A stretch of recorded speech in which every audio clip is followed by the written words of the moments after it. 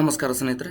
ನಾವು ಈ ಒಂದು ವಿಡಿಯೋದಲ್ಲಿ GPSTR ನೇಮಕಾತಿಗೆ ಸಂಬಂಧಪಟ್ಟ ಹಾಗೆ ಅಂದರೆ ಎಕ್ಸಾಮ್ ಹೇಗಿರುತ್ತೆ, ಏನೇನೆಲ್ಲ ಓದಬೇಕು ಮತ್ತು ಇನ್ನಿತರ ಮಾಹಿತಿಗಳನ್ನು ಅಂದರೆ ವಿದ್ಯಾರ್ಹತೆ ಆಗಿರ್ಬೋದು, ಆನಂತರ ವೇತನ ಆಗಿರ್ಬೋದು, ವಯೋಮಿತಿ ಆಗಿರ್ಬೋದು, ಹಾಗೆ ಎಷ್ಟು ಪತ್ರಿಕೆಗಳು ಇರ್ತವೆ ಅನ್ನೋದಾಗಿರ್ಬೋದು.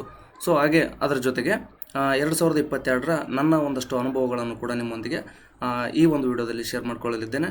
ನಾವು ನೇರವಾಗಿ ವಿಷಯಕ್ಕೆ ಹೋಗೋದಕ್ಕಿಂತ ಮುಂಚೆ ಸ್ನೇಹಿತರೆ, ನೀವೇನಾದರೂ ನಮ್ಮ ಯೂಟ್ಯೂಬ್ ಚಾನಲ್ಗೆ ಸಬ್ಸ್ಕ್ರೈಬ್ ಮಾಡ್ಕೊಂಡಿಲ್ಲ ಅಂದರೆ ದಯವಿಟ್ಟು ಸಬ್ಸ್ಕ್ರೈಬ್ ಮಾಡ್ಕೊಳ್ಳಿ.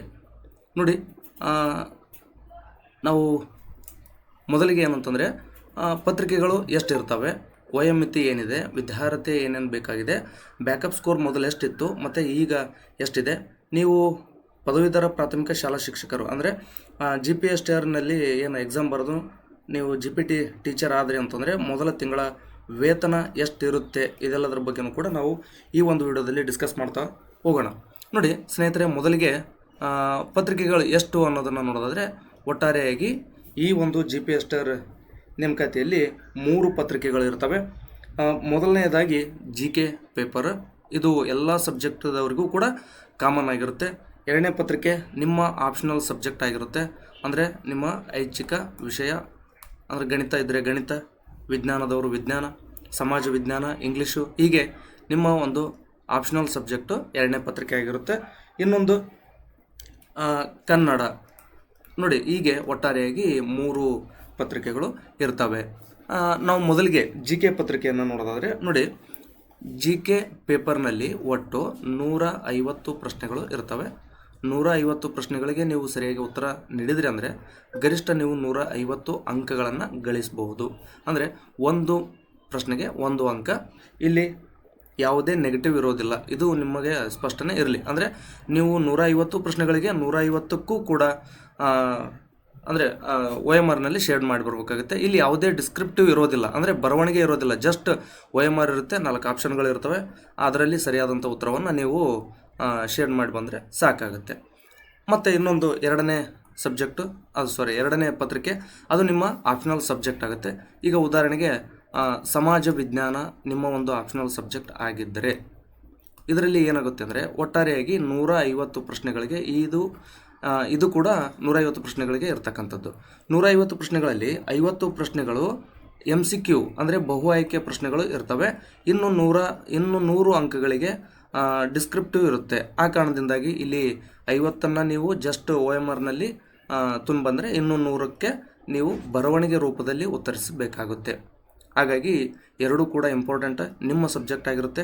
ಹೆಚ್ಚಿನ ಸ್ಕೋರನ್ನು ಇಲ್ಲಿ ಮಾಡ್ಕೋಬೇಕಾಗುತ್ತೆ. ಮತ್ತು ಕನ್ನಡದಲ್ಲಿಯೂ ಕೂಡ ಅಷ್ಟೇ, ಇದು ಕೂಡ ಡಿಸ್ಕ್ರಿಪ್ಟಿವ್ ರೀತಿ ಇರ್ತಕ್ಕಂಥದ್ದು. ಅಂದರೆ ಇಲ್ಲಿಯೂ 100 ಅಂಕಗಳಿಗೆ ಎಕ್ಸಾಮ್ ನಡೆಯುತ್ತೆ. ಈ 100 ಅಂಕಗಳಿಗೆ ಅಂದರೆ ಕನ್ನಡ ಕೂಡ 100 ಮಾರ್ಕ್ಸ್ ಏನಿದೆ, ಈ 100 ಮಾರ್ಕ್ಸ್ಗೂ ಕೂಡ ನೀವು ಬರವಣಿಗೆ ರೂಪದಲ್ಲಿ ಉತ್ತರಿಸಬೇಕಾಗುತ್ತೆ. ಅಂದರೆ ಇಲ್ಲಿ ಯಾವುದೇ ಕಾರಣಕ್ಕೂ MCQ ಪ್ರಶ್ನೆಗಳು ಇರುವುದಿಲ್ಲ, ಇದು ನಿಮಗೆ ಸ್ಪಷ್ಟನೆ ಇರಲಿ. ಇಲ್ಲಿ ಏನಂತಂದರೆ GK ಪತ್ರಿಕೆ ಇದೆ, ಅಂದರೆ GK ಪ್ರಶ್ನೆಗೆ ನೀವು ಇಷ್ಟೇ ಅಂಕಗಳನ್ನು ತೊಗೋಬೇಕಂತೇನಿಲ್ಲ. ಈಗ ಉದಾಹರಣೆಗೆ 150 ಪ್ರಶ್ನೆಗಳಲ್ಲಿ ಬರ್ತಾವಂದರೆ ನೀವು 150ಕ್ಕೆ 150 ಆದರೂ ತೊಗೋಬೋದು, 100 ಆದರೂ ತೊಗೋರಿ, 50 ಆದರೂ ತೊಗೋರಿ, 20 ಆದರೂ ತೊಗೋರಿ. ಅಂದರೆ 20 ತೊಗೋರಿ ಅಂದರೆ ಅಷ್ಟಂತಲ್ಲ, ಕಡಿಮೆ ಆಗುತ್ತೆ, ಅಲ್ಲಿ ನೀವು ಸೆಲೆಕ್ಟ್ ಆಗೋದು ಕಷ್ಟ ಆಗುತ್ತೆ. ಸೊ ನಾನು ನಿಮ್ಗೆ ಉದಾಹರಣೆ ಹೇಳ್ತಾ ಇದ್ದೀನಿ. ಅಂದರೆ ಇಂತಿಷ್ಟೇ ಮಾರ್ಕ್ಸ್ ತೊಗೋಬೇಕಂತೇನು ಇಲ್ಲಿ ರೂಲ್ಸ್ ಇಲ್ಲ, ಇದು ನಿಮಗೆ ಗೊತ್ತಿರಲಿ. ಆದರೆ ಆಪ್ಷನಲ್ ಸಬ್ಜೆಕ್ಟ್ ಇದೆ. ನಿಮ್ಮ ಆಪ್ಷನಲ್ ಸಬ್ಜೆಕ್ಟ್ನಲ್ಲಿ ಏನಿದೆ ಅಂತಂದರೆ ಒಟ್ಟಾರೆ 150 ಪ್ರಶ್ನೆಗಳೇನಿದೆ, 150 ಪ್ರಶ್ನೆಗಳಿಗೆ 150 ಪ್ರಶ್ನೆ ಅಲ್ಲ, 150 ಅಂಕಗಳು. ಈ 150 ಮಾರ್ಕ್ಸ್ ಏನಿದೆ ಸಮಾಜ ವಿಜ್ಞಾನ ಅಥವಾ ವಿಜ್ಞಾನ, ಗಣಿತ ಅಥವಾ ಇಂಗ್ಲೀಷ್, ಅಂದರೆ ಒಟ್ಟಾರೆಯಾಗಿ ಯಾವುದೇ ಇರ್ಬೋದು. ನಿಮ್ಮದು ಇಂಗ್ಲೀಷ್ ಇತ್ತಾ, ಅಲ್ಲಿ 50 MCQ, ಇನ್ನು 100 ಡಿಸ್ಕ್ರಿಪ್ಟಿವ್. ಮತ್ತು ವಿಜ್ಞಾನ ಅಂದರೆ ನೀವು CBZ ದವರಾಗಿದ್ದರೆ 50 MCQ, 100 ಅಂದರೆ ಟೋಟಲ್ ಆಗಿ ಎಲ್ಲ ಸಬ್ಜೆಕ್ಟ್ದವರಿಗೂ ಇದೇ ರೀತಿ ಪ್ಯಾಟರ್ನ್ ಇರತಕ್ಕಂಥದ್ದು. ಇಲ್ಲಿ ಏನಾಗುತ್ತೆ ಅಂದರೆ ನೀವು ಎಷ್ಟು ಮಾರ್ಕ್ಸ್ ಬೇಕಾದರೂ ತೊಗೋಬೋದು ಅಂದರೆ ಇಲ್ಲ, ಇಲ್ಲಿ ಏನು ಮಾಡಿದ್ದಾರೆ ಅಂತಂದರೆ ನೀವು ಕನಿಷ್ಠ 50% ಮಾಡಬೇಕಾಗತ್ತೆ. ಮತ್ತು ಇನ್ನುಳಿದಂತೆ ಕನ್ನಡ ನೋಡಿ, ಇನ್ನುಳಿದಂತೆ ಇರ್ತಕ್ಕಂಥದ್ದು ಯಾವುದಪ್ಪ ಅಂದರೆ ಕನ್ನಡ. ಸೊ ಇದು ನಾನು 2022 ನೋಟಿಫಿಕೇಷನ್ ಆಧಾರದ ಮೇಲೆ ಹೇಳಿದೆ. ಆ ನಂತರ ಅದನ್ನು ಸ್ವಲ್ಪ ಕಡಿಮೆ ಮಾಡಿದರು. ಅಂದರೆ 150ಕ್ಕೆ 50% ಏನಿತ್ತಲ್ಲ, 50% ಅಂದರೆ ಎಷ್ಟಾಗುತ್ತೆ, 75 ಆಗುತ್ತೆ. ಬಟ್ ಅದನ್ನೇನು ಮಾಡಿದ್ರು ಅಂದರೆ ಕಡಿಮೆ ಮಾಡಿದರು. ಕಡಿಮೆ ಮಾಡಿ ಈಗ 68 69 ತೊಗೊಂಡ್ರು ಕೂಡ ಎಲಿಜಿಬಲ್. ಬಟ್ ಅಂದರೆ ಜಸ್ಟ್ ಎಲಿಜಿಬಲ್ ಇದು, ಅಂದರೆ ಮುಂದಿನ ಹಂತಕ್ಕೆ ನೀವು ನಿಮ್ಮನ್ನು ಕನ್ಸಿಡರ್ ಮಾಡ್ತಾರೆ ಅಂತ ಅರ್ಥ. ಅಂದರೆ ಜಾಬ್ ಕೊಡ್ತಾರಂತಲ್ಲ. ಅಂದರೆ 150ಕ್ಕೆ 69 70 ತೊಗೊಂಡ್ರೆ ಅಂದರೆ ನಿಮ್ಗೆ ಜಾಬ್ ಕೊಡ್ತಾರಂತಲ್ಲ, ಜಸ್ಟ್ ಅದು ಮುಂದಿನ ಹಂತಕ್ಕೆ ನೀವು ಎಲಿಜಿಬಲ್ ಇರ್ತೀರಿ ಅಂತ ಅರ್ಥ. ಇನ್ನೊಂದು ಯಾವುದಂದರೆ ಕನ್ನಡ. ಕನ್ನಡದಲ್ಲೂ ಕೂಡ ನೀವು 100 ಅಂಕಗಳಿಗೆ ಎಕ್ಸಾಮನ್ನು ಬರಿತೀರಿ ಅಂತ ನಾನು ಈಗ ಹೇಳಿದೆ. 100ಕ್ಕೆ ಎಷ್ಟು ತೊಗೋಬೇಕಂದ್ರೆ ಕನಿಷ್ಠ ನೀವು 60% ಮಾಡಲೇಬೇಕಿಲ್ಲಿ. ಅಂದರೆ ಇಲ್ಲೇನಾಗುತ್ತೆಪ್ಪ ಅಂತಂತಂದರೆ ಇದು ಒಂದು ಬೋಧನಾ ಮಾಧ್ಯಮದ ವಿಷಯ ಆಗಿರೋದ್ರಿಂದ ಇಲ್ಲಿ 60% ಮಾಡಲೇಬೇಕು. ಅಂದರೆ 100ಕ್ಕೆ 60 ಮಾರ್ಕ್ಸನ್ನು ತೆಗಿಲೇಬೇಕು. ಅಂದರೆ ನಿಮಗೆ ಸ್ಪಷ್ಟ ಆಗಿದೆ ಅಂತ ನಾನು ಭಾವಿಸ್ತೀನಿ. GK ಪೇಪರ್ ಇದೆ. GK ಪೇಪರ್ನಲ್ಲಿ 150 ಪ್ರಶ್ನೆಗಳು, 150 ಉತ್ತರ ಇರುತ್ತೆ. ಅಂದರೆ 150 ಗರಿಷ್ಠ ಉತ್ತರಗಳನ್ನು 150 ಪ್ರಶ್ನೆಗಳಿರ್ತವೆ. ನೀವು ಗರಿಷ್ಠ 150 ಮಾರ್ಕ್ಸ್ ಗಳಿಸ್ಬೋದಾಗಿರುತ್ತೆ. 150ಕ್ಕೆ ನೀವು ನಾನು ಆಗಲೇ ಹೇಳಿದೆ 150 ಆದರೂ ತೊಗೊಳ್ರಿ, 100 ತೊಗೊಳ್ರಿ, 50 ತೊಗೊಳ್ರಿ, 20 ತೊಗೊಳ್ರಿ. ಇಲ್ಲಿ ಹೇಳಿದಂತೆ 60% ಮಾಡಲೇಬೇಕು ಅಥವಾ ಇಲ್ಲಿ 69 ಮಾರ್ಕ್ಸ್ ಇದೆಯಲ್ಲ, ಈ ರೀತಿ ಎಷ್ಟೇ ತಗೊಳ್ಬೇಕಂತೇನೋ ರೂಲ್ಸ್ GK ಪೇಪರ್ಗೆ ಇಲ್ಲ. ಆದರೆ ನಿಮ್ಮ ಆಪ್ಷನಲ್ ಸಬ್ಜೆಕ್ಟ್ಗೆ 150ಕ್ಕೆ ಕನಿಷ್ಠ ನೀವು 69ರಿಂದ 70 ಮಾರ್ಕ್ಸನ್ನು ತೊಗೊಳ್ಳೇಬೇಕು. ಹಾಗೆ ಕನ್ನಡದಲ್ಲಿ ಏನಾಗಿದೆ ಅಂದರೆ 60%ಅನ್ನು ಮಾಡಲೇಬೇಕು. ಅದಕ್ಕಿಂತ ಕಡಿಮೆ ಮಾಡಿದ್ರೆ ಅಂದರೆ ನಿಮ್ಮನ್ನು ಕನ್ಸಿಡರ್ ಮಾಡೋದೇ ಇಲ್ಲ ಮುಂದಿನ ಹಂತಕ್ಕೆ. ಇದು ನಿಮಗೆ ಸ್ಪಷ್ಟನೆ ಇರಲಿ. ಮತ್ತು ಇನ್ನೊಂದೇನೆಂದರೆ ಕನ್ನಡ ಎಲ್ಲರಿಗೂ ಅಂತಂದರೆ ನೋಡಿ, ಕನ್ನಡ ಎಲ್ಲರಿಗೂ ಇಲ್ಲ. ಈಗ ಯಾರೆಲ್ಲ ಆಪ್ಷನಲ್ ಇಂಗ್ಲೀಷ್ದವರಿದ್ದೀರಿ, ಇಂಗ್ಲೀಷ್ದವ್ರಿಗೆ ಈ ಪತ್ರಿಕೆ ಬರೆಯುವಂಥ ಅವಶ್ಯಕತೆ ಇಲ್ಲ. ಯಾಕೆಂದರೆ ನೀವು ಇಂಗ್ಲೀಷ್ನಲ್ಲೇ ಟೀಚ್ ಮಾಡೋದ್ರಿಂದ ಈ ಒಂದು ಬೋಧನಾ ಮಾಧ್ಯಮ ಅಂತೇಳಿ ಇಲ್ಲಿ ಕನ್ನಡ ಕನ್ಸಿಡರ್ ಮಾಡೋದಿಲ್ಲ. ಆ ಕಾರಣದಿಂದಾಗಿ ನೀವು ಯಾರೆಲ್ಲ ಇಂಗ್ಲೀಷ್ ಟೀಚರ್ ಆಗಬೇಕಂತ ಅಂದ್ಕೊಂಡಿದ್ರಿ, ನಿಮಗೆ ಕನ್ನಡ ಇರೋದಿಲ್ಲ. ಆದರೆ ನೀವೇನು ಮಾಡಿರ್ತೀರಿ, ಆಪ್ಷನಲ್ ಇಂಗ್ಲೀಷ್ ಜೊತೆಗೆ ನೀವು ಇಂಗ್ಲೀಷ್ ಅಷ್ಟೇ ಮಾಡಿರೋದಿಲ್ಲ. ನೀವೇನು ಮಾಡಿರ್ತೀರಿ, ಹಿಸ್ಟ್ರಿ, ಎಕನಾಮಿಕ್ಸು ಈ ರೀತಿ ಬೇರೆ ಸಬ್ಜೆಕ್ಟ್ ತೊಗೊಂಡಿರ್ತೀರಿ. ನೀವೇನು ಮಾಡ್ತೀರಿ, ಇಂಗ್ಲೀಷ್ ಜೊತೆಗೆ ಸಮಾಜ ವಿಜ್ಞಾನ ಶಿಕ್ಷಕರಾಗೋದಕ್ಕೂ ಕೂಡ ಎಕ್ಸಾಮನ್ನು ಬರೀತೀರಿ. ಅಂದರೆ ಅದರ ಅರ್ಥ ನೀವು ಸಮಾಜ ವಿಜ್ಞಾನಕ್ಕೆ ಅಪ್ಲಿಕೇಶನ್ ಹಾಕಿದಾಗ ಕನ್ನಡವನ್ನು ಬರೆಯಬೇಕು. ನೀವು ಜಸ್ಟ್ ಇಂಗ್ಲೀಷ್ ಮಾತ್ರ ಅಪ್ಲಿಕೇಶನ್ ಹಾಕಿದ್ರಿ ಅಂದರೆ ಆಗ ಕನ್ನಡ ಎಕ್ಸಾಮ್ಗೆ ಈ ಒಂದು ಕನ್ನಡ ಏನು 100 ಅಂಕದ್ದಿದೆ ಇದನ್ನು ಬರೆಯುವಂಥ ಅವಶ್ಯಕತೆ ಇಲ್ಲ. ಇನ್ನುಳಿದಂತೆ ಕನ್ನಡ ಯಾರಿಗೆಲ್ಲ ಕಡ್ಡಾಯ ಇದೆ ಅಂತಂದರೆ ತಾವು ನೋಡ್ಬೋದು, CBZ ಅಂದರೆ ವಿಜ್ಞಾನ ಶಿಕ್ಷಕರಿಗೆ, PCMದವ್ರಿಗೆ ಅಂದರೆ ಗಣಿತ ಶಿಕ್ಷಕರಿಗೆ, ಇನ್ನೊಂದು ಸೋಷಿಯಲ್ ಸೈನ್ಸ್ ಟೀಚರ್ಗೆ. ಅಂದರೆ ಒಟ್ಟಾರೆಯಾಗಿ ಈ 3 ಶಿಕ್ಷಕರಿಗೆ ಅಂದರೆ ವಿಜ್ಞಾನ, ಗಣಿತ, ಸಮಾಜ ವಿಜ್ಞಾನ ಈ 3ವರೆಗೂ ಈ ಕನ್ನಡ ಕಡ್ಡಾಯ, ಅಂದರೆ ಈ ಕನ್ನಡ ಕಂಪಲ್ಸರಿ ಇರ್ತಕ್ಕಂಥದ್ದು. ಹಾಗಾದರೆ ಇದು ಜಸ್ಟ್ ಎಲಿಜಿಬಲ್ ಆದ್ರೆ ಸಾಕು. ಅಂದರೆ ಎಲಿಜಿಬಲ್ ಇರುತ್ತಲ್ಲ, ಅಂದರೆ KPSC KA ಆ ರೀತಿ ಎಲಿಜಿಬಲ್ ಅಲ್ಲ. ಇದನ್ನೇನು ಮಾಡ್ತಾರೆ ಅಂತಂದರೆ ಮುಂದೆ ಮೆರಿಟ್ ಲಿಸ್ಟ್ನಲ್ಲಿ ಈ ಕನ್ನಡಕ್ಕೆ ನೀವು 100ಕ್ಕೆ ಎಷ್ಟು ತೊಗೊಂಡಿರ್ತಾರಲ್ಲ ಅದನ್ನು ಕನ್ಸಿಡರ್ ಮಾಡ್ತಾರೆ. ಆ ಕಾರಣದಿಂದಾಗಿ ಕಾಟಾಚಾರಕ್ಕೆ ನೀವು 60 ಮಾರ್ಕ್ಸ್ ಮಾತ್ರ ತಗೊಳ್ಳಂಗೆ ಅಥವಾ ಅಷ್ಟಕ್ಕೆ ಓದೋದು ಅಥವಾ ಅಷ್ಟೇ ಬರುವಂಥದ್ದು ಆ ರೀತಿಯ ತಪ್ಪುಗಳನ್ನು ಮಾಡಬಾರ್ದು. ಯಾಕಂತಂದರೆ ನೀವು 100ಕ್ಕೆ 80 90 ತೊಗೊಂಡ್ರೆ ಅಂದರೆ ನಿಮ್ಮ ಮೆರಿಟ್ ಲಿಸ್ಟ್ಗೆ ಅದನ್ನು ಕನ್ಸಿಡರ್ ಮಾಡೋದ್ರಿಂದ ನಿಮ್ಗೆ ಒಳ್ಳೆ ಸ್ಕೋರ್ ಕನ್ನಡದಲ್ಲಿ ಮಾಡ್ಬೋದಾಗಿರುತ್ತೆ. ಅಂದರೆ ಈಗ ನೋಡಿ, GK ಪೇಪರ್ನಲ್ಲಿ ಏನಾಗುತ್ತೆ, ಇಂಗ್ಲೀಷು, ಸೈಕಾಲಜಿ ಇವೆಲ್ಲ ಸ್ವಲ್ಪ ಆರ್ಟ್ಸ್ ಬ್ಯಾಕ್ಗ್ರೌಂಡ್ದವ್ರಿಗೆ ಟಫ್ ಅನಿಸ್ಬೋದು. ಅದೇ ಕನ್ನಡ ಏನಾಗುತ್ತೆ, ಈಸಿ ಆಗುತ್ತೆ. ಅಲ್ಲಿ ನೀವು ಒಳ್ಳೆ ಸ್ಕೋರ್ ಮಾಡ್ಕೋಬೇಕಾಗತ್ತೆ. ಆ ಕಾರಣದಿಂದಾಗಿ ಓಕೆ, ಈಗ GK ಪೇಪರ್ ಬಗ್ಗೆ ನಿಮಗೆ ಸ್ಪಷ್ಟನೆ ನೀಡಿದ್ದೀನಿ. ನಿಮ್ಮ ಆಪ್ಷನಲ್ ಸಬ್ಜೆಕ್ಟ್ ಬಗ್ಗೆನೂ ಕೂಡ ಸ್ಪಷ್ಟನೆ ನೀಡಿದ್ದೀನಿ. ಮತ್ತು ಕನ್ನಡದ ಬಗ್ಗೆನೂ ಕೂಡ ಸ್ಪಷ್ಟತೆ ಇದೆ ಅಂತ ನಾನು ಭಾವಿಸಿದ್ದೀನಿ. ನಿಮಗೆ ಇನ್ನೊಂದೇನಂತಂದರೆ ಆಪ್ಷನಲ್ ಸಬ್ಜೆಕ್ಟ್ನಲ್ಲಿ ನಿಮಗೆ ಕನ್ನಡ ಸಬ್ಜೆಕ್ಟ್ನಲ್ಲಿ ಕ್ಲಿಯರ್ ಆಗಿದೆ. ಕನ್ನಡ ಇಂಗ್ಲೀಷ್ದವ್ರಿಗೆ ಮಾತ್ರ ಇರೋದಿಲ್ಲ. ಅದೇ ಇಂಗ್ಲೀಷ್ದವರು ಸಮಾಜ ವಿಜ್ಞಾನ ಬರಿತೀನಿ ಅಂದರೆ ನೀವು ಕಡ್ಡಾಯವಾಗಿ ಕನ್ನಡವನ್ನು ಬರೀಲೇಬೇಕು. ಮತ್ತು ಇದು ಕೇವಲ ಕಡ್ಡಾಯ ಕನ್ನಡ ಅಲ್ಲ, ಇದು ಕನ್ಸಿಡರ್ ಮಾಡ್ತಾರೆ ಮೆರಿಟ್ ಲಿಸ್ಟ್ಗೆ ಆ ಸ್ಕೋರನ್ನು ಅನ್ನೋದು ಕೂಡ ನೆನಪಿರಲಿ. ಇನ್ನುಳಿದಂತೆ GK ಪೇಪರ್ ಬಗ್ಗೆ ಸ್ವಲ್ಪ ಹೇಳ್ತೀನಿ. ಏನಂದರೆ ಇಲ್ಲಿ GK ಪೇಪರ್ನಲ್ಲಿ ಯಾವ್ಯಾವ ಸಬ್ಜೆಕ್ಟ್ ಎಷ್ಟೆಷ್ಟು ಪ್ರಶ್ನೆಗಳು ಬರ್ತವೆ ಅನ್ನೋದನ್ನು ನೋಡ್ತಾ ಹೋಗೋಣ. ನೋಡಿ, GK ಪೇಪರ್ನಲ್ಲಿಯೂ ಕೂಡ ಕನ್ನಡಕ್ಕೆ 25 ಪ್ರಶ್ನೆಗಳು ಬರ್ತವೆ, ಇಂಗ್ಲೀಷು 25 ಪ್ರಶ್ನೆಗಳು ಬರ್ತವೆ, ಹಾಗೆ ಸಾಮಾನ್ಯ ಜ್ಞಾನ ಕೂಡ 25 ಪ್ರಶ್ನೆಗಳು ಬರ್ತವೆ. ಇನ್ನುಳಿದಂತೆ ಶೈಕ್ಷಣಿಕ ಮನೋವಿಜ್ಞಾನ ಅಂದರೆ ಸೈಕಾಲಜಿ ಕೂಡ ಒಟ್ಟು 50 ಪ್ರಶ್ನೆಗಳು ಬರ್ತವೆ. ಹಾಗೆ ಮೌಲ್ಯ ಶಿಕ್ಷಣ ಮತ್ತು ಆರೋಗ್ಯ ಶಿಕ್ಷಣ ಇದರಲ್ಲಿ 15 ಪ್ರಶ್ನೆಗಳು ಬರ್ತವೆ. ಗಣಕಯಂತ್ರ ಇದರಲ್ಲಿ 10 ಪ್ರಶ್ನೆಗಳು ಬರ್ತವೆ. ಅಂದರೆ 25 ಅಂದರೆ ಒಟ್ಟಾರೆ 75. ಮತ್ತು ಇಲ್ಲಿ ತಾವು ನೋಡ್ಬೋದು ಈ 50 ಪ್ಲಸ್ ಇದೊಂದು 15. ನೋಡಿ, 15ನ್ನು ಇದು ಕೂಡಿಸಿದರೆ 80 90 ಆಯಿತು. 90 ಇದೊಂದು 10 100 ಇದೊಂದು 50 150 ಪ್ರಶ್ನೆಗಳಿಗೆ ಈ ರೀತಿಯಾಗಿ ಕೇಳ್ತಾರೆ. ಅಂದರೆ ಕನ್ನಡ ನೋಡಿ ಇಲ್ಲಿ 25, ಅಂದರೆ ನೀವು ಕನ್ನಡವನ್ನು ಚೆನ್ನಾಗಿ ಓದ್ಕೊಂಡ್ರೆ ಅಂದರೆ ಇಲ್ಲಿ 25 ಪ್ರಶ್ನೆಗಳು ನೋಡಿ, ಇಲ್ಲಿ 25 ಪ್ರಶ್ನೆಗಳು ಜೊತೆ ಅಂದರೆ 25 ಮಾರ್ಕ್ಸು, ಮತ್ತು ಇಲ್ಲಿ ಕನ್ನಡ ಪೇಪರೇ ಇದೆ, ಇಲ್ಲಿ 100 ಮಾರ್ಕ್ಸ್. ಅಂದರೆ ನೀವು ಕನ್ನಡವನ್ನು ಚೆನ್ನಾಗಿ ಓದ್ಕೊಂಡ್ಬಿಟ್ರೆ ಅಂದರೆ ಟೋಟಲ್ ಇರ್ತಕ್ಕಂಥದ್ದು ಎಷ್ಟು GPSR ಎಕ್ಸಾಮ್ ಅಂತಂದರೆ 400 ಅಂಕಗಳಿಗೆ ಎಕ್ಸಾಮ್ ನಡೆಯುತ್ತೆ.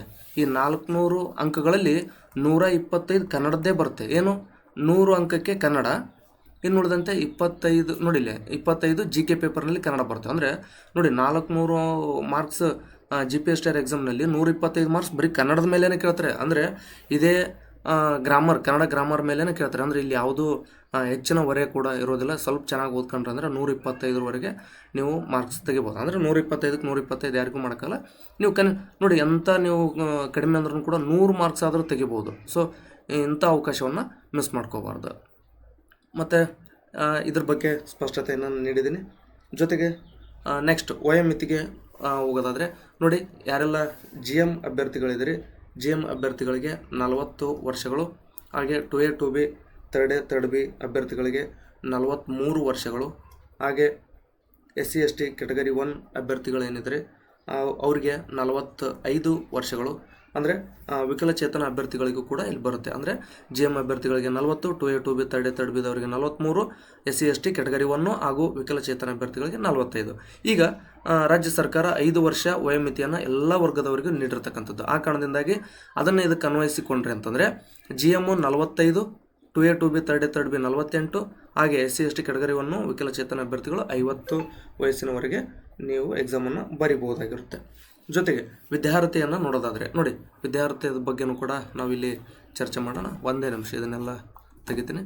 ನೋಡಿ, ವಿದ್ಯಾರ್ಹತೆ ಅಂದರೆ ಇಲ್ಲಿ ಸಮಾಜ ಅಂದರೆ ಸಮಾಜ ವಿಜ್ಞಾನ ಶಿಕ್ಷಕರಾಗೋದಕ್ಕೆ, ಜೊತೆಗೆ ವಿಜ್ಞಾನ, ಹಾಗೆ ಇಂಗ್ಲೀಷು, ಗಣಿತ, ಇದೆಲ್ಲಕ್ಕೂ ಕೂಡ ಏನೆಲ್ಲ ವಿದ್ಯಾರ್ಹತೆ ಇರಬೇಕು ಅನ್ನೋದ್ರ ಬಗ್ಗೆ ಈ ಒಂದು ವಿಡಿಯೋದಲ್ಲಿ ಸ್ಪಷ್ಟನೆಯನ್ನು ನೀಡ್ತೀನಿ. ಒಂದೇ ನಿಮಿಷ ಇದನ್ನೆಲ್ಲ ಕ್ಲಿಯರ್ ಮಾಡಿಬಿಡ್ತೀನಿ, ಮತ್ತು ಗೊಂದಲ ಆಗೋದು ಬೇಡ ಅಂಥೇಳಿ.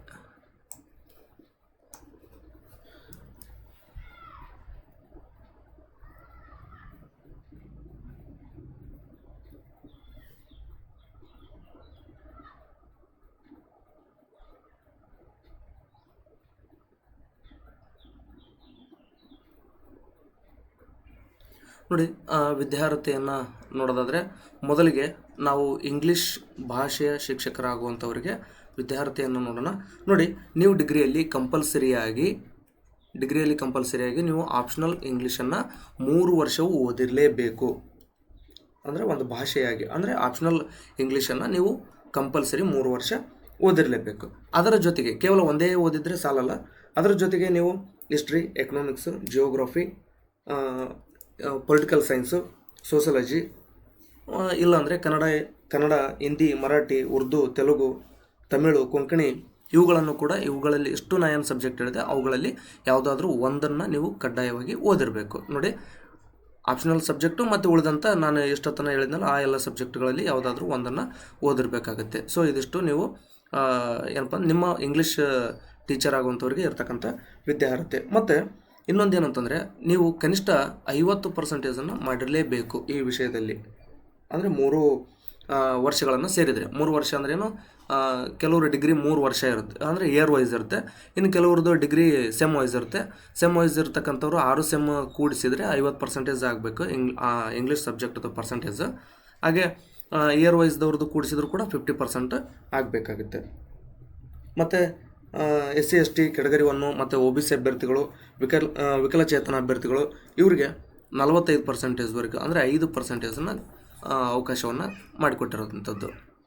ನೆಕ್ಸ್ಟ್ ಗಣಿತ ಮತ್ತು ವಿಜ್ಞಾನ, ಅಂದರೆ ಗಣಿತ ಶಿಕ್ಷಕರು ಆಗಬೇಕಾಗಿತ್ತು ನೀವು ಅಂತಂದರೆ ಏನೆಲ್ಲ ವಿದ್ಯಾರ್ಹತೆ ಇರಬೇಕು ಅಂದರೆ ಪದವಿಯಲ್ಲಿ ಗಣಿತ, ಭೌತಶಾಸ್ತ್ರ, ರಸಾಯನಶಾಸ್ತ್ರ ವಿಷಯಗಳನ್ನು ಐಚ್ಛಿಕ ವಿಷಯಗಳಾಗಿ 3 ವರ್ಷವೂ ಅಧ್ಯಯನ ಮಾಡಿರಬೇಕು. ಹಾಗೂ ಪ್ರತಿ ವಿಷಯದಲ್ಲಿಯೂ ಕನಿಷ್ಠ 50ರಷ್ಟು ಅಂಕಗಳನ್ನು ಪಡೆದಿರಬೇಕಾಗುತ್ತೆ. ಅಂದರೆ ನೀವು ಗಣಿತ ಅಂದರೆ ಈಗ PCMದವರಿಗೆ ನಿಮಗೆ ಸ್ಪಷ್ಟವಾಗಿ ಹೇಳೋದಾದರೆ BScನಲ್ಲಿ ಏನಿದೆ PCM ಮತ್ತು CBZ ಇದೆಯಲ್ಲ, ಅದರಲ್ಲಿ ನೀವು PCMನ್ನು ಮಾಡಿದರೆ ನೀವು ಗಣಿತ ಶಿಕ್ಷಕರು ಆಗಬಹುದು. ಮತ್ತು ಇನ್ನೊಂದಿಷ್ಟು ಏನಪ್ಪ ಅಂದರೆ ಸೇಮ್ ಈಗ ಹೇಳಿದ್ನಲ್ಲ 50 GM ಅಭ್ಯರ್ಥಿಗಳಿಗೆ, ಉಳಿದಂತೆ SC ST OBC ಹಾಗೂ ವಿಕಲಚೇತನ ಅಭ್ಯರ್ಥಿಗಳಿಗೆ 45ರಷ್ಟು ನೀವು ನಿಮ್ಮ ಸಬ್ಜೆಕ್ಟ್ನಲ್ಲಿ ಸ್ಕೋರನ್ನು ಮಾಡಿರಬೇಕಾಗುತ್ತೆ. ಹಾಗೆಯೇ ಸಮಾಜ ವಿಜ್ಞಾನ ಶಿಕ್ಷಕರಾಗಬೇಕಾಗಿತ್ತು ಅಂದರೆ ನೋಡಿ, ಸಮಾಜ ವಿಜ್ಞಾನ ಶಿಕ್ಷಕರಾಗೋದಕ್ಕೆ ಏನೆಲ್ಲ ವಿದ್ಯಾರ್ಹತೆ ಬೇಕು ಅನ್ನೋದನ್ನು ನೋಡೋದಾದರೆ history, economics, geography, political science, sociology, ಈ 5 ಸಬ್ಜೆಕ್ಟ್ಗಳಲ್ಲಿ ಯಾವುದಾದ್ರೂ 2 ಸಬ್ಜೆಕ್ಟ್ಗಳನ್ನು ನೀವು 3 ವರ್ಷ ಕಂಪಲ್ಸರಿಯಾಗಿ ಓದಿರಲೇಬೇಕು. ನೋಡಿ, ಗಣಿತ ಶಿಕ್ಷಕರಿಗೆ ಅಂದರೆ BE ಆದವರಿಗೂ ಕೂಡ ಅವಕಾಶವನ್ನು ಕೊಟ್ಟಿದ್ದಾರೆ. ಅಂದರೆ ಒಂದು ತಿದ್ದುಪಡಿ ಮಾಡಿ ಆನಂತರ ಆದೇಶ ಹೊರಡಿಸಿದ್ರು. ಅದ್ರ ಬಗ್ಗೆನೂ ಕೂಡ ಕ್ಲಾರಿಟಿ ಇರಲಿ. ಮತ್ತು ಇದಷ್ಟೇ PCMದವ್ರಿಗೆ ಅಷ್ಟೇ ಅಂತಲೂ ಅನ್ಕೊಳಕ್ಕೆ ಹೋಗ್ಬಿಡಿ. ಅಂದರೆ ನೆಕ್ಸ್ಟ್ ಏನು ಮಾಡಿದ್ರು ಅಂದರೆ ಒಂದು ತಿದ್ದುಪಡಿ ಆದೇಶವನ್ನು ಹೊರಡಿಸಿ ಬೇರೆದವರಿಗೂ ಕೂಡ ಅವಕಾಶವನ್ನು ಕೊಟ್ಟರು. ನೆಕ್ಸ್ಟ್ ನೋಡಿ, ಸಮಾಜ ವಿಜ್ಞಾನ ಶಿಕ್ಷಕರಾಗಬೇಕಂದ್ರೆ history, economics, geography, political science, next sociology, ಇವಿಷ್ಟು ಒಂದು 5 ಸಬ್ಜೆಕ್ಟ್ಗಳೇನಿವೆ. ಈ 5 ಸಬ್ಜೆಕ್ಟ್ನಲ್ಲಿ 2 ಸಬ್ಜೆಕ್ಟನ್ನು ನೀವು 3 ವರ್ಷವೂ ಕೂಡ ಐಚ್ಛಿಕವಾಗಿ ಓದಿರಬೇಕಾಗುತ್ತೆ. ಮತ್ತು ಸೇಮ್ ಇಲ್ಲಿ ಕೂಡ 50% ಮತ್ತು 45% ನಿಮ್ಮ ಕೆಟಗರಿಗೆ ಸಂಬಂಧಪಟ್ಟ ಹಾಗೆ ಮಾಡಿರಲೇಬೇಕಾಗುತ್ತೆ. ಇನ್ನು ಉಳಿದಂತೆ ವಿಜ್ಞಾನ ಶಿಕ್ಷಕರಿಗೆ ನೋಡಿ, ಅಂದರೆ ಜೀವ ವಿಜ್ಞಾನ ಅಂತೇಳಿ ಇಲ್ಲಿ ನೇಮಕಾತಿ ಮಾಡ್ತಾರೆ. ವಿಜ್ಞಾನ ಶಿಕ್ಷಕರಾಗಬೇಕಾಗಿತ್ತು ಅಂದರೆ CBZ, ಅಂದರೆ ನೀವು BScನಲ್ಲಿ ಕೆಮಿಸ್ಟ್ರಿ, ಬಾಟ್ನಿ, ಜಿಯಾಲಜಿಯನ್ನು ಓದ್ಕೊಂಡಿರ್ಬೇಕಾಗುತ್ತೆ. ಮತ್ತು ಇದು 50%, 45 ಇದು ನಿಮ್ಮೆಲ್ಲರಿಗೂ ಕೂಡ ಕಾಮನ್ ಆಗಿ ಇರತಕ್ಕಂಥದ್ದು. ನೋಡಿ, ನೆಕ್ಸ್ಟ್ ಉಳಿದಿರ್ತಕ್ಕಂಥದ್ದು ಬ್ಯಾಕಪ್ ಸ್ಕೋರ್. ಬ್ಯಾಕಪ್ ಸ್ಕೋರ್ ಬಗ್ಗೆ ನೋಡೋದಾದರೆ ಮೊದಲು ಎಷ್ಟಿತ್ತು ಬ್ಯಾಕಪ್ ಸ್ಕೋರ್ ಅನ್ನೋದನ್ನು ನಾವು ನೋಡೋದಾದರೆ ಒಟ್ಟಾರೆಯಾಗಿ 20% TET, 20% ಡಿಗ್ರಿ, 10% B.Ed, ಹೀಗೆ 50% ಬ್ಯಾಕಪ್ಪು, 50% CETಯನ್ನು ಕನ್ಸಿಡರ್ ಮಾಡಿ ಫೈನಲಿಸ್ಟನ್ನು ಬಿಡ್ತಾಯಿದ್ರು. ಆದರೆ ಇತ್ತೀಚೆಗೆ ತಿದ್ದುಪಡಿಯಾದಂಥ ನಿಯಮದ ಪ್ರಕಾರ ನೋಡೋದಾದರೆ ನೋಡಿ, CETಯನ್ನು 50 ಇದ್ದಿದ್ದು ಈಗ 70ಕ್ಕೆ ಏರಿಸಿದ್ದಾರೆ. ಮತ್ತು TET ಏನು 20 ಇತ್ತು, ಅದು TET ಹಾಗೆ 20 ಉಳ್ಕೊಂಡಿದೆ. ಇನ್ನು ಡಿಗ್ರಿ ಏನಿತ್ತಲ್ಲ, ಡಿಗ್ರಿ 20 ಇತ್ತು. ನೋಡಿ, ಅವಾಗೆಲ್ಲ 2010-15 ನಡುವೆ ಮಾಡ್ಕೊಂಡು ಡಿಗ್ರಿ ಮುಗಿಸ್ಕೊಂಡಂಥವ್ರಿಗೂ 2020-25 ನಡುವೆ ಡಿಗ್ರಿ ಮುಗಿಸ್ಕೊಂಡಂಥವ್ರಿಗೂ ಭಾಳ ವ್ಯತ್ಯಾಸ ಐತೆ. ಅವ್ರಿಗೆ ಹೋಲಿಕೆ ಮಾಡಿದರೆ ಇದು ಹಳೆ ಮಂದಿಗೆ ಒಂದಷ್ಟು ಅನುಕೂಲ ಆಯಿತು ಅಂತಲೇ ಹೇಳ್ಬೋದು. ಮತ್ತು B.Ed ಅಥವಾ D.Ed, ನೋಡಿ B.Ed ಅಂತಲೇ ಅಲ್ಲ, ಯಾಕಂದರೆ ಡಿಗ್ರಿ ಜೊತೆಗೆ D.Ed ಮುಗಿಸ್ಕೊಂಡವರು ಕೂಡ GPSR ನೇಮಕಾತಿಯಲ್ಲಿ ಭಾಗವಹಿಸ್ಬೋದು. ಹಾಗೆ ಅದಕ್ಕೋಸ್ಕರ B.Ed ಆಗಿರ್ಬೋದು ಅಥವಾ D.Ed ಆಗಿರ್ಬೋದು, ಅದರದ್ದು 2% ಇಲ್ಲಿ ಕನ್ಸಿಡರ್ ಮಾಡ್ತಾರೆ. ಈ ರೀತಿಯಾಗಿ ಒಟ್ಟು 100% ಮಾಡಿಕೊಂಡು ನಿಮ್ಮ ಒಂದು ಮೆರಿಟ್ ಲಿಸ್ಟನ್ನು ಬಿಡ್ತಾರೆ. ಸೊ ಇಲ್ಲಿ ನಿಮ್ಗೇನು ಡೌಟು ಉಳ್ಕೊಂಡಿದೆ ಅನ್ನೋದನ್ನು ಕಮೆಂಟ್ ಮಾಡಿ, ಬೇಕಾದರೆ ನಾನು ಅದಕ್ಕೆ ಉತ್ತರಿಸುವಂಥ ಪ್ರಯತ್ನವನ್ನು ಮಾಡ್ತೀನಿ. ನೆಕ್ಸ್ಟ್ ನೋಡೋದಾದರೆ ವೇತನ. ನೋಡಿ, ಅಂದರೆ ಏನೇ ಮಾಡಿದ್ರೂ ಕೂಡ ವೇತನಕ್ಕಲ್ವಾ, ಮತ್ತು ಅಂದರೆ ಸೇವೆ ಜೊತೆಗೆ ವೇತನ ಎಲ್ಲವೂ ಕೂಡ ಇರಬೇಕಾಗುತ್ತೆ. ವೇತನವೂ ಕೂಡ ತುಂಬ ಚೆನ್ನಾಗಿದೆ. ಚೆನ್ನಾಗಿ ಓದಿದ್ರಿ ಅಂತಂದರೆ ಒಳ್ಳೆಯ ವೇತನವನ್ನು ಕೂಡ ನೀವು ಪಡ್ಕೋಬೋದಾಗಿರುತ್ತೆ. ಈ ಕ್ಷಣಕ್ಕೆ ಏನಿದೆ ಅದನ್ನು ನಾನು ಹೇಳ್ತೀನಿ ವೇತನವನ್ನು. ಅಂದರೆ ಈ ಹಿಂದಿನ ವೇತನ ಬೇಡ, ಯಾಕಂದರೆ 2022ರಲ್ಲಿ 6ನೇ ವೇತನ ಆಯೋಗ ಇತ್ತು, ಈಗ 7ನೇ ವೇತನ ಆಯೋಗ ಜಾರಿ ಬಂದಿದೆ. ಅದರ ಪ್ರಕಾರ ನಾವು ವೇತನವನ್ನು ನೋಡೋದಾದರೆ ನೋಡಿ, GPSR ನೇಮಕಾತಿಯ ಒಂದು ವೇತನ 44,425 ರೂಪಾಯಿ ಬೇಸಿಕ್ ಇರ್ತಕ್ಕಂಥದ್ದು. ಹಾಗಾದರೆ 44,425 ಅಷ್ಟೇ ಪೇಮೆಂಟ್ ಅಂದರೆ ಅದು ಅಷ್ಟಲ್ಲ, ಇನ್ನೂ ಹೆಚ್ಚಾಗುತ್ತೆ. ಏನಂತಂದರೆ 44,425 ಬೇಸಿಕ್ ಆದರೆ ಅದಕ್ಕೆ ಇವತ್ತು ಈ ಕ್ಷಣಕ್ಕೆ 14.25% DA ಇರ್ತಕ್ಕಂಥದ್ದು, ಮತ್ತು 7.5% HRA ಇರ್ತಕ್ಕಂಥದ್ದು. ಸೊ ಇದೆಲ್ಲವನ್ನು ಮಾಡಿರಿ. ಅಂದರೆ ಬೇಸಿಕ್ನ ಅಂದರೆ ಬೇಸಿಕ್ ಏನಿದೆ 44,425, ಇದರ 14.2% ಮಾಡಿರಿ. ಅದನ್ನು ಎಷ್ಟು ಬರ್ತಲ್ಲ ಅದನ್ನು ಇಲ್ಲಿ ಕೂಡಿಸ್ರಿ. ಪ್ಲಸ್ 7.5% ಏನಿದೆ HR ಇದೆ ಅದನ್ನು ಇಲ್ಲಿ ಕೂಡಿಸ್ರಿ ಅಂತ ಹೇಳೋದು ಯಾಕೆ, ನಾನೇ ಒಂದು ಸ್ವಲ್ಪ ಕೂಡಿಸಿ ನಿಮಗೆ ಲೆಕ್ಕ ಮಾಡಿ ಹೇಳಿಬಿಡ್ತೀನಿ. ನೋಡಿ, 44,425ಕ್ಕೆ 14.25 ಅಂದರೆ 6,330 ರೂಪಾಯಿ DA ಆಗ್ತಕ್ಕಂಥದ್ದು. ಮತ್ತು HRA ಇರತಕ್ಕಂಥದ್ದು 7.5, ಅದು 3,331 ಆಗೋಂಥದ್ದು. ನೋಡಿ, 44,425 ಪ್ಲಸ್ 6,330 ಪ್ಲಸ್ 3,331 ಪ್ಲಸ್ ಅಂದರೆ ನಿಮ್ಮ ಒಂದು ಗ್ರಾಸ್ ಸ್ಯಾಲ್ರಿ 54,086 ರೂಪಾಯಿ ಆಗುತ್ತೆ ಈ ಕ್ಷಣಕ್ಕೆ. ಮತ್ತು ಇಲ್ಲಿ DA ಹೆಚ್ಚಾಗುತ್ತೆ, ಅವಾಗೆಲ್ಲ ಮತ್ತು ಪೇಮೆಂಟ್ ಹೆಚ್ಚಾಗುತ್ತೆ. ಮತ್ತು ಅದನ್ನು ಮುಂದಿನ ಲೆಕ್ಕಕ್ಕೆ ನಾನು ಹಿಡಿದಿಲ್ಲ, ಜಸ್ಟ್ ಈ ಕ್ಷಣಕ್ಕೆ ಇವತ್ತೇನಿದೆ ಅದನ್ನು ಮಾತ್ರ ನಾನು ಇಲ್ಲಿ ಲೆಕ್ಕ ಹಾಕಿರ್ತಕ್ಕಂಥದ್ದು. ಸೊ 54,086 ರೂಪಾಯಿ ನೀವು ಇವತ್ತೇ ಈ ಒಂದು ಪದವೀಧರ ಪ್ರಾಥಮಿಕ ಶಾಲಾ ಶಿಕ್ಷಕರಾಗಿ ನೇಮಕ ಆದ್ರಿ ಅಂತಂದರೆ ₹54,086 ಮೊದಲ ವೇತನವನ್ನು ನೀವು ಪಡ್ಕೋಬಹುದು. ಅಂದರೆ ಇದಿಷ್ಟು ನಿಮ್ಮ ಅಕೌಂಟಿಗೆ ಬರುತ್ತೆ ಅಂದರೆ ಖಂಡಿತವಾಗಲೂ ಇಲ್ಲ. ಇದರಲ್ಲಿ ಏನಾಗುತ್ತೆ ಅಂದರೆ KGID ಕಟ್ ಆಗುತ್ತೆ, ನಂತರ NPS ಇವು ಕಡ್ಡಾಯ. KGID ಮತ್ತು NPSಗೆ ನೀವು ಕಟ್ ಮಾಡಿಸಲೇಬೇಕು, ಅದು ಕಡ್ಡಾಯ ಆಗಿರ್ತಕ್ಕಂಥದ್ದು. ಇವೆರಡನ್ನೂ ಎಷ್ಟು ಕಟ್ ಆಗುತ್ತೆ ನೋಡಿಕೊಂಡು ಅದರ ನಂತರ ಏನು ಉಳಿತಲ್ಲ ಅದೆಲ್ಲವೂ ನಿಮ್ಮ ಅಕೌಂಟಿಗೆ ಬರುತ್ತೆ, ನೀವು ಖರ್ಚು ಮಾಡ್ಬೋದು ಆರಾಮಾಗಿ. ಸೊ ಇದಿಷ್ಟು ಏನಪ್ಪ ಅಂದರೆ GPS ನೇಮಕಾತಿಗೆ ಸಂಬಂಧಿಸಿದಂಥ ಒಂದಷ್ಟು ಮಾಹಿತಿಯಾಗಿತ್ತು. ಸ್ನೇಹಿತರೆ, ನಿಮಗೆ ಪರಿಪೂರ್ಣವಾದಂಥ ಮಾಹಿತಿಯನ್ನು ನೀಡಿದ್ದೀನಿ ಅಂತ ಭಾವಿಸ್ಕೊಂಡು ಈ ಒಂದು ವಿಡಿಯೋನಲ್ಲಿ ಮುಗಿಸ್ತಾ ಇದ್ದೀನಿ. ಧನ್ಯವಾದ. ನಿಮ್ಗೇನಾದರೂ ಕೂಡ ಇದುವರೆಗೂ ಅರ್ಥ ಆಗಿಲ್ಲ ಅಂತಂದರೆ ಕಮೆಂಟ್ ಬಾಕ್ಸ್ ಅಂತ ಓಪನ್ ಇದ್ದೇ ಇರುತ್ತೆ, ದಯವಿಟ್ಟು ಕಮೆಂಟ್ ಮಾಡಿ. ನಿಮ್ಮ ಪ್ರಶ್ನೆಗಳಿಗೆ ಉತ್ತರಿಸುವಂಥ ಪ್ರಯತ್ನವನ್ನು ಮಾಡ್ತೀನಿ ಅಂತ ಹೇಳ್ತಾ ಈ ಒಂದು ವಿಡಿಯೋನ ಇಲ್ಲಿ ಮುಗಿಸ್ತಾ ಇದ್ದೀನಿ. ಧನ್ಯವಾದಗಳು.